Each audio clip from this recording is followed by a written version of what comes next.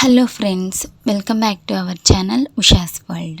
నేనైతే ఈ year mangoes అయితే ఒక 3 తీసుకొని మ్యాంగో పిక్కిల్ పెట్టాను. నేను ఎలా పెట్టాను అనేది కూడా ఈ వీడియోలో చూపిస్తాను. నేనైతే రసాలు తీసుకున్నాను. నేను ఎక్కువ పెట్టలేదండి, ఎందుకంటే మా అమ్మ పెడతారు. అందుకని నేను ఒక 3 కాయలే మామూలుగా నేను పెట్టాను అంతే. నేనైతే రసాలు తీసుకున్నాను. రసాలని కడిగి పక్కన పెట్టుకున్నాను. అలాగే ములక్కాయ పచ్చడి కూడా పెట్టానండి.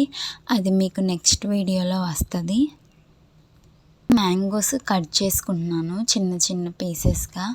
పెద్ద కత్తి ఉంటే కనుక మనం టెంకితో సహా కట్ చేసుకోవచ్చు, కానీ పెద్ద కత్తి లేదు మా దగ్గర. నేను చాకుతో చిన్న చిన్న ముక్కలు కట్ చేసుకుంటున్నాను. నాకు మా పేరెంట్స్ పచ్చడి పెట్టి పంపిస్తారు. మా అమ్మ వాళ్ళు అయితే చాలా పెడతారండి. నేను చిన్నప్పుడైతే 200 కాయల దాకా పెట్టేవాళ్ళు. మా అత్త వాళ్ళకి, మా పెద్దమ్మ వాళ్ళకి, మా అక్క వాళ్ళకి అందరికీ పంపించేవాళ్ళు. ఇప్పుడైతే 100 కాయలే పెడుతున్నారంట. నేను మా అమ్మకు ఫోన్ చేసి చెప్పాను, అమ్మ నాకేం పచ్చడి వద్దు, నేను పెట్టుకున్నాను అని. అయితే వాళ్ళు ఎన్ని కాయలు పెట్టేవని అడిగారు. 3 కాయలు అంటే వాళ్ళు అసలు ఎలా నవ్వారంటే అలా నవ్వారు. 3 కాయలు పెట్టి పచ్చడి వద్దు నాకు పంపిమాకండి అని చెప్తున్నావా అని. మా అమ్మ అయితే మా ఇంటి పక్కన అక్క వాళ్ళకి కూడా చెప్పి వాళ్ళు వీళ్ళు అసలు ఫుల్గా నవ్వుకున్నారంట. 3 కాయలు పెట్టిందంట పచ్చడే మీ చెల్లి అంటే, మా అక్క వాళ్ళేమో మాకు కూడా పంపిమను అని చెప్పి కామెడీ చేస్తున్నారు వాళ్ళు. సరే, ఇప్పుడేమో నేను ముక్కలన్నిటిని కట్ చేసి వాటిని తుడుస్తున్నాను. తుడిసి మనం ఒక 4 అవర్స్ అయినా ఆరపెట్టుకోవాలి ఫ్యాన్ గాలికి. వెల్లుల్లి అయితే మా అబ్బాయికి అప్పచెప్పాను, వాడే ఒలుస్తున్నాడు మొత్తం క్లీన్గా. వెల్లుల్లి కూడా చాలా టేస్ట్ ఉంటాయండి, పచ్చళ్ళలో మాగితే చాలా టేస్ట్ వస్తుంది.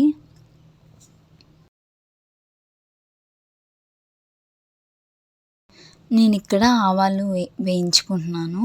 నాకైతే కొలతలు అంత కరెక్ట్గా రావు, కానీ చట్నీ అయితే చాలా, అంటే పచ్చడి అయితే మ్యాంగో పచ్చడి చాలా అంటే చాలా టేస్టీగా వచ్చింది. ఫస్ట్ టైం పెట్టినా కానీ చాలా బాగుంది. మా హస్బెండ్ కూడా చాలా బాగుందని చెప్పారు.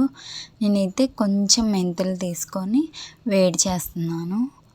ఇంకా ముక్కలన్నీ ఇలా ఒక బేషన్లో వేసుకొని ఆరబెట్టుకోవాలి. ఇదేమో ములక్కాయ పచ్చడికి. నేను ములక్కాయ పచ్చడి నెక్స్ట్ వీడియో పెడతాను. ముక్కలైతే కొలుచుకుంటున్నాను. నాకైతే ఈ గిన్నెతో 2 గిన్నెలు అయినాయి. నేను అదే గిన్నెతో కారం ఇంకా మెంతిపిండి ఉప్పు 3 కొలిచాను. ఫస్ట్ నేను వెల్లుల్లి వేసుకున్నాను.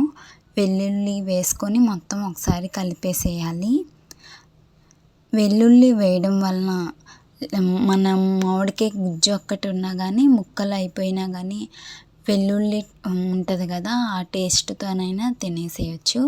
ఫస్ట్ ఆయిల్ కొంచెం వేసుకొని ముక్కలన్నిటికీ బాగా పట్టించాలి.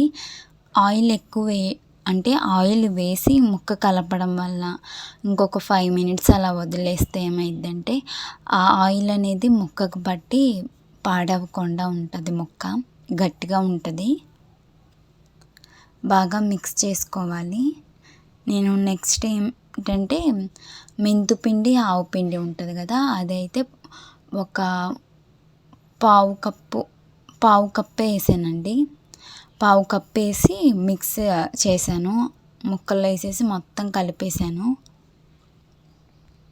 నేను సరిగ్గా చెప్పలేకపోయినా కానీ ఏమనుకోవద్దు, నేను చూపిస్తున్నాను కదా, మీరు అలానే చేసుకోండి. ఇదే కొలతలతో చేసుకుంటే నాకైతే బాగా వచ్చింది. మీరు కూడా కొంచెం ఒక 2-3 కాయలతో ట్రై చేయండి, అప్పుడు మీకు తెలుస్తుంది ఎలా వచ్చింది అనేది. ముక్కలన్నిటికీ బాగా పట్టించుకోవాలి. నేనైతే తొడిమెలు తీసిన కారం అని మాకు షాప్లో అమ్ముతున్నారు, అదైతే తెచ్చుకున్నాను. అదొక అరకప్పు వరకు వేసాను, అరకప్పు వేసాను కారాన్ని. నాకైతే